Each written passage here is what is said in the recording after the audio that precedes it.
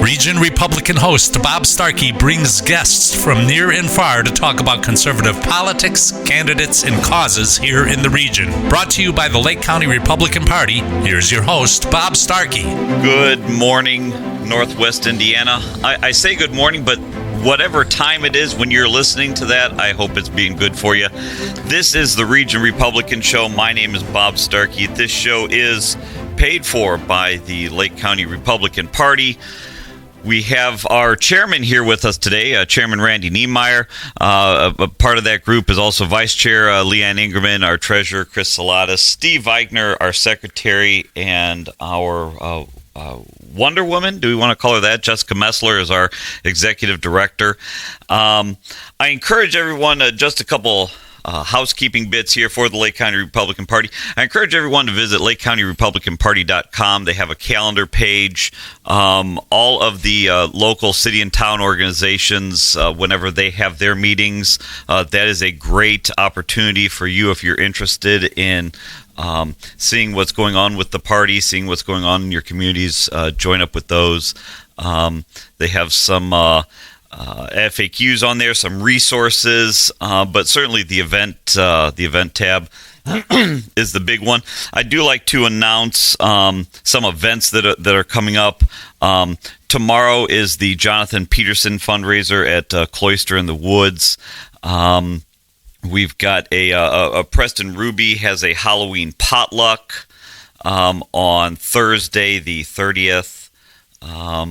And aside from the other town meetings, I think that may be it. GOP meetings on November 19th. Trevor DeVries is having a campaign kickoff and fundraiser.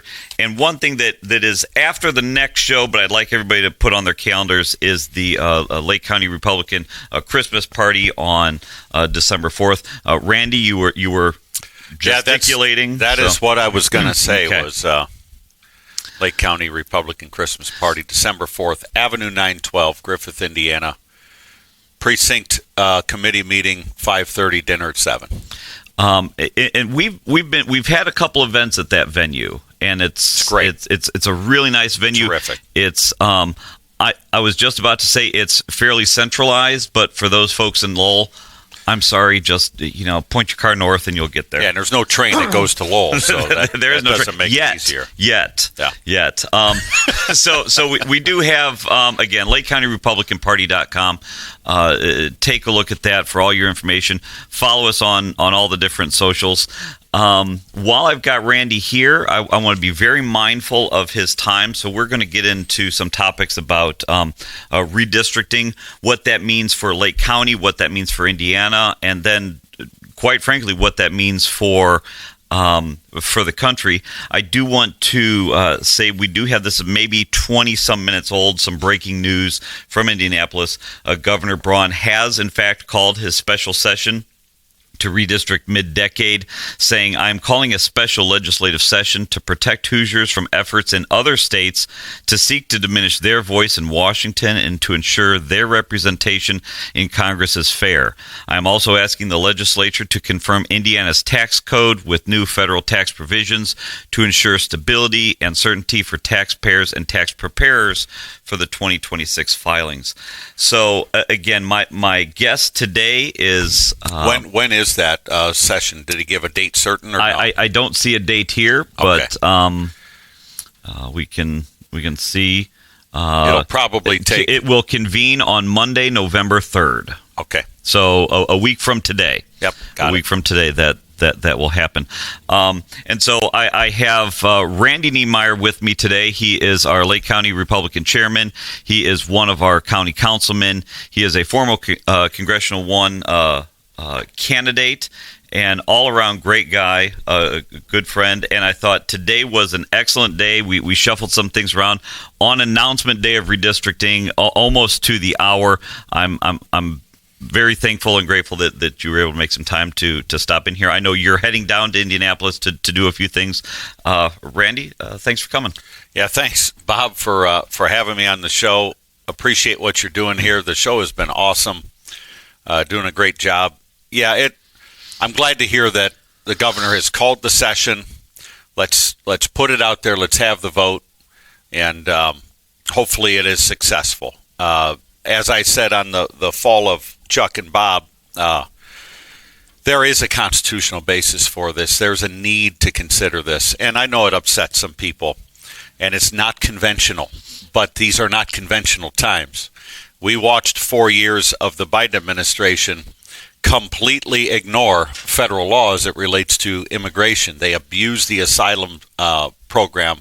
They gave parole to almost everybody. They imported hundreds of thousands of criminals.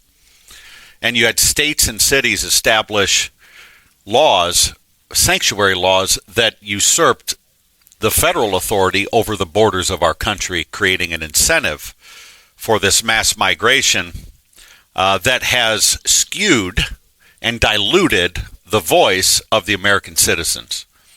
Now, the legislative process has been attempted, and 0 Democrats have supported it. They've held it up in the Senate.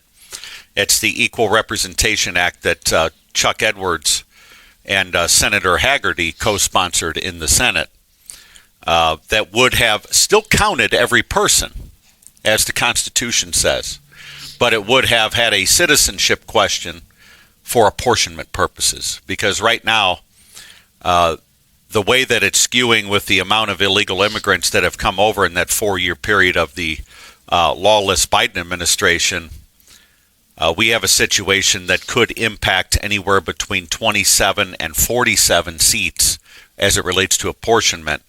And while we have 435 members of Congress, each state gets allotted electoral votes based on their congressional count plus the 2 senators.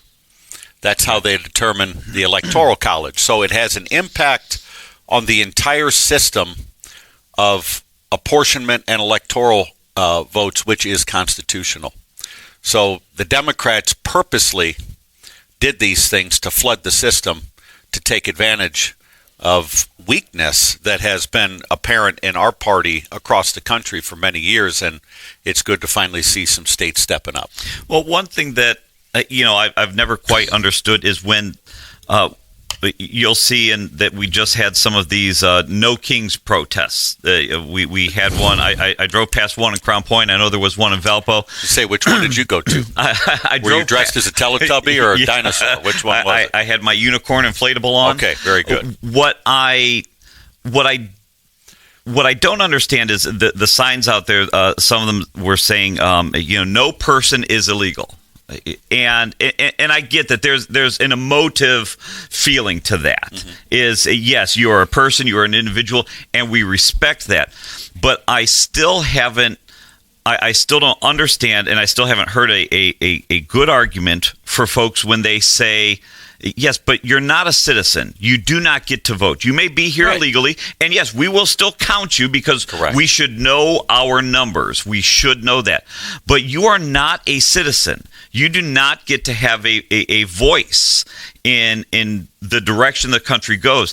And I boil it down to, if I just randomly show up at your house, don't even knock, just sit at your table, expect food, then something happens down the road where I now say, Randy, I don't want this food anymore. You have to have pizza tonight and not Mexican food tonight.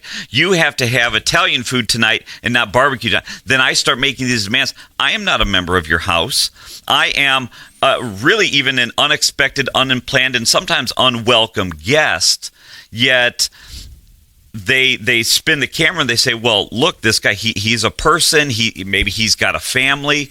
And these are all, like I said, emotive things that make you feel a certain way. But the fact is, you're not legal. I partially blame our party as well for this, in that when we had the chance to legislate immigration reform in the first Trump administration, those first 2 years when Republicans had the Senate, the House, and the White House, we didn't do it.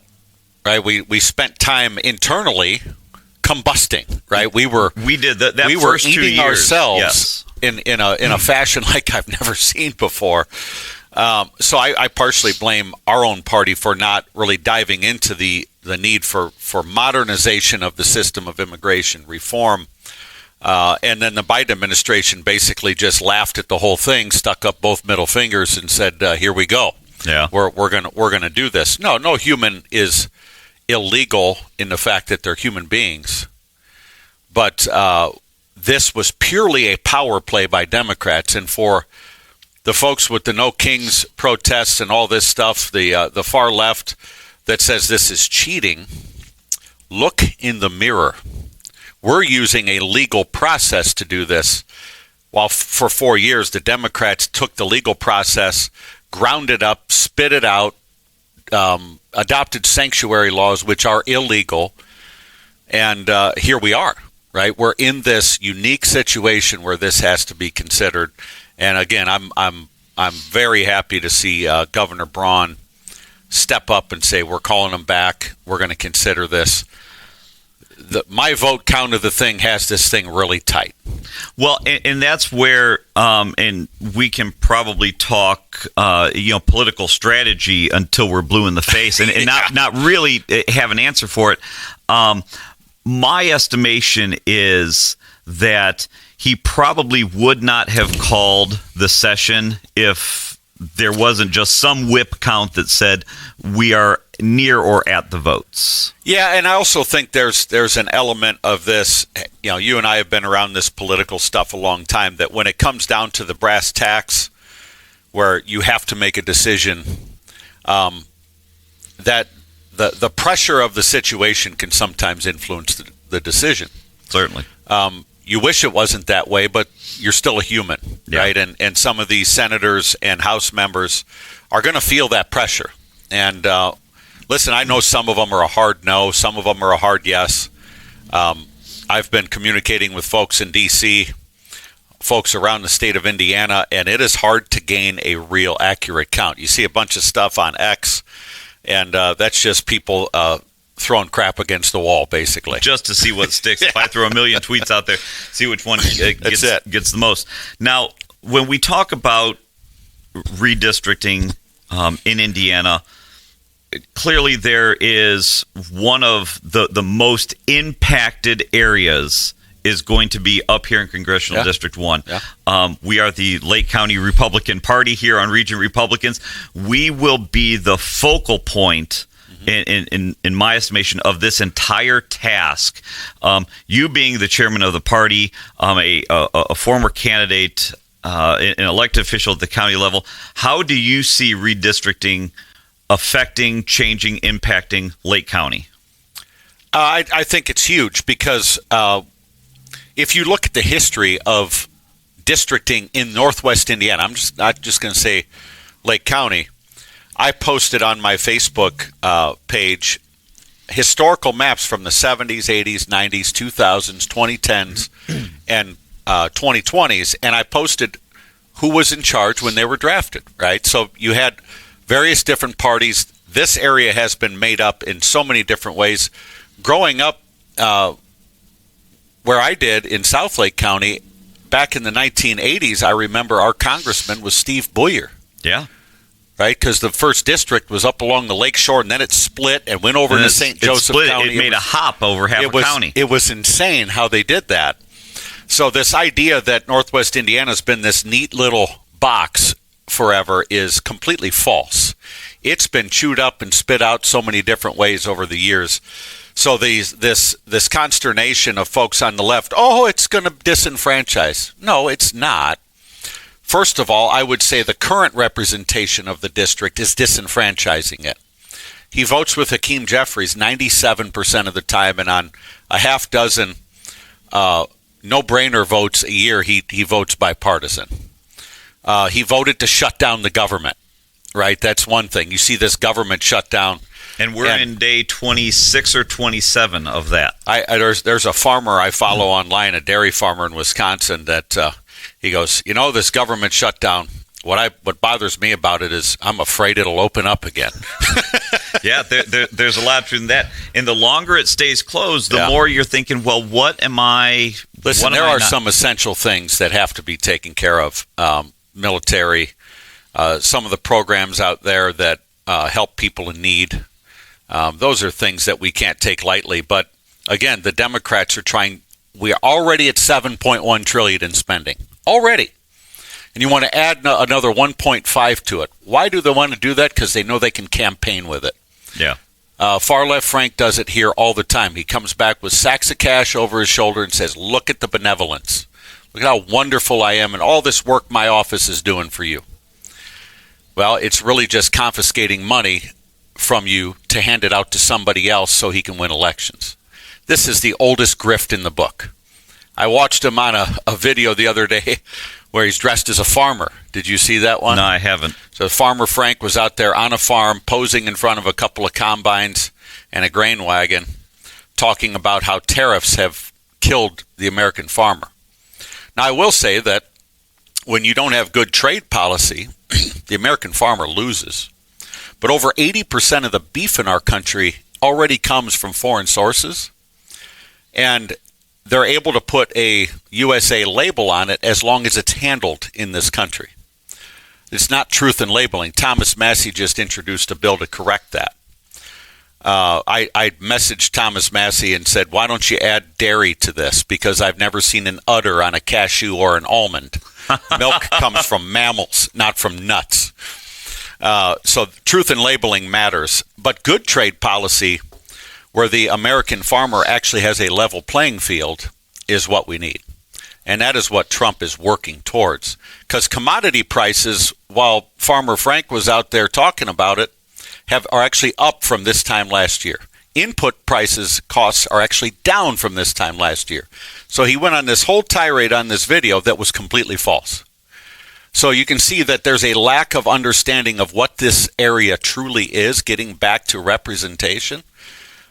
The folks working at U.S. Steel and BP, Amoco, and in heavy industry here in Northwest Indiana, they're not far left woke like what his voting record is. So we have been misrepresented for many, many years, and it's been the machine that has helped to keep that going. Well, and I think that's that's a strong message that here in Lake County, our party has even been at the horn about is, look, you may have been voting Democrat for a lifetime, but your party has left you. Yes. And I think we are seeing that for those of you listening, there's been some rules that have changed by who's a Republican, who's a Democrat, and now you have to vote twice in a row in a primary. So you vote Republican and that's once, statutory now. And it is. And the amount of folks that are standing there that I think would make good leaders as time goes on, they are now biding their time and voting Republican because they have that Democrat voting history. But that's not the Democrat Party that they joined or voted with 20, 30 years ago. It's something completely new here. And I think here in Lake County, I think you're seeing a not a move of the people, but a move of the Democrat Party. They're just going left, and I'd like your opinion on this. My estimation is that Lake County Congressional District 1 at some point would have been redrawn anyways, and the district is trending more Republican anyways. That you could say that is the migration from Illinois, people sick of Illinois tax policies, social policies, coming here to Indiana in favor of everything we have to offer. Compared to Illinois, we are the land of milk and honey. But then you also have these Democrats who are their party isn't there anymore. So do you want to, if you wouldn't mind, because again, I know this is a topic you love talking about, the growth of the Republican Party in Lake County, where some of these new voters are coming from.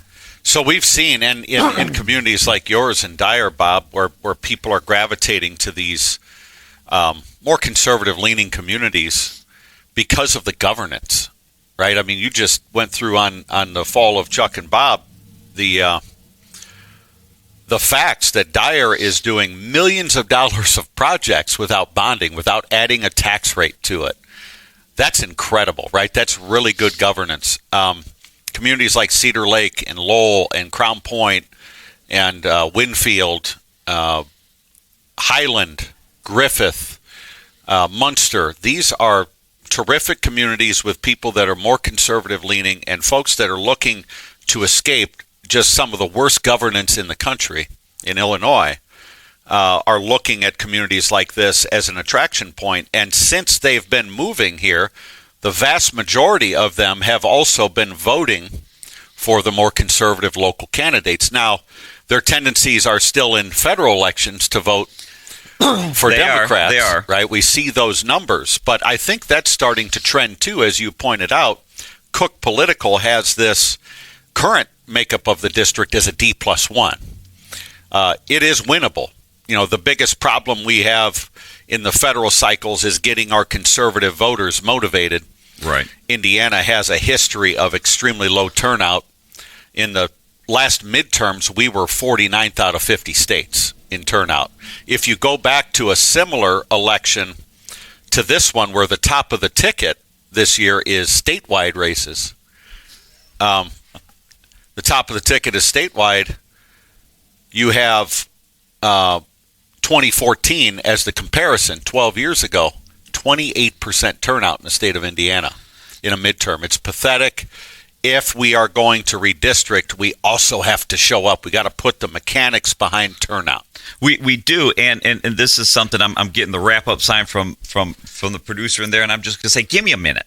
I'm still talking. Jeez, Pete. I've been too long-winded here this morning. No, you've been doing fantastic. I'll let him yell at me in a little bit. And that is one of and again, I don't know if we even want to put this out in the ether, is to say, look, if we are going to take the initiative to redistrict, we need folks to come out and vote. Yes. Because if we redistrict and something doesn't go right in any one of the new versions of the districts, it is a wasted opportunity to right the ship. Correct. And so as we get the wrap-up sign here, Randy, tell me a little bit about any other thoughts you have about redistricting here, because, again, this is going to be a shift, and it's a shift because there's so much emphasis on it. I truly believe some folks, some of these senators that are no votes now, are only no votes because it's possibly out of the ordinary. Yeah. We wait just until the next census, and it's going to be redrawn anyways. The only difference is we're just doing this a little sooner. The reason it's so important now is because the Democrats have told us exactly what they will do. They've shown us what they will do in the first 2 years of the Biden administration. They will, as Barack Obama put it, fundamentally transform this country. Right.